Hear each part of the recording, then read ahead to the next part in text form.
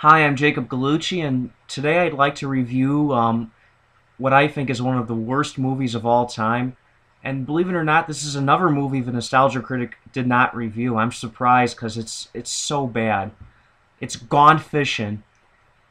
It starred Joe Pesci and Danny Glover, and it was released back in 1997. And I didn't see the movie till years later, and when I saw it, I was like, oh my god. I just could not believe how bad it was. I mean, it's weird because it came out a year before Lethal Weapon 4, and you had Pesci and Glover in that as well. And Gone Fishing is just, it's not funny. It's just really dumb and annoying. And Joe Pesci and Danny Glover are just, they're so stupid in that movie. Seriously, they make Jim Carrey and Jeff Daniels in Dumb and Dumber intelligent. They make those two smart. I'm serious. They're so stupid. Pesci is annoying as hell in this movie. He's like, "Hey Gus, hey Gus, hey Gus." He's so obnoxious. You wanna backhand him in the movie. He's annoying as hell. Glover isn't as bad, but he's annoying too. And that stupid catchphrase they have, "borderline lemon," that's so annoying and dumb. Ugh. I can't believe two good actors would lower themselves to crap like this. It's just, it's so bad. If you watch 10 minutes of it, you'll feel like your IQ has dropped like 50 points. It gives you a headache. It's just so annoying and unfunny, and it's just... There's other good people in the movie, too. I mean, you got, I'm reading this off the internet, but you've got Rosanna Arquette and Lynn Whitfield. They're the two ladies they see along the way, and Willie Nelson's in this movie. The bad guy's played by a British actor named Nick Brimble. Carol Kane is Joe Pesci's wife, and you also have Maury Chaykin.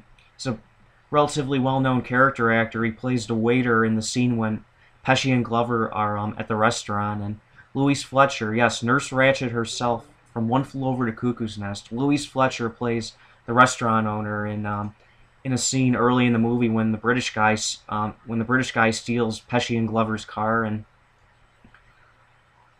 it's easy to see why Chaykin and Fletcher were uncredited in this movie. I mean, they're respectable actors, and they made a good decision not to be credited in this piece of crap film. It's one of the worst films ever made. Considering the cast and the budget, too. The budget, this is crazy.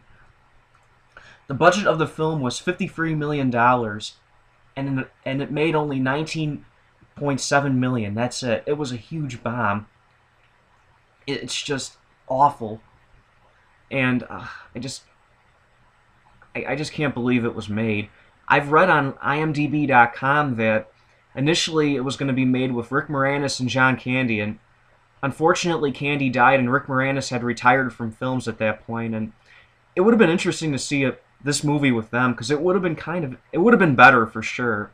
I don't think it would have been good, but it definitely would have been better. And I've read that a stunt woman died while this film was being made, and it was just... It's really a shame that happened, my God. I mean, when you consider... As if this film wasn't bad enough, I'm reading this right now, but during production of the film, stunt woman Janet Wilder was killed when a boat that was made to jump a ramp in one of the scenes landed on top of her. Well, Wilder's husband and father-in-law were also injured, and it's just... I mean, as if this film wasn't horrible enough, a real tragedy happened because of it. Don't watch this movie if it's on. You'll regret it, trust me. I love Pesci. I mean, he's one of my all-time favorite actors, but this is just, it's just such a bad movie, my God. I like dumb comedies, but this is, I can't stand this film. It annoys me so much. I can't stand it. Danny Glover I like too. He's a good actor, but they really both Pesci and Glover lowered themselves by doing such a crappy film. It's embarrassing. You cringe when you watch it. The average person, I don't think, could last more than 15 or 20 minutes watching this movie without changing the channel or shutting off the TV. It's one of the all-time worst films, I think. Absolutely.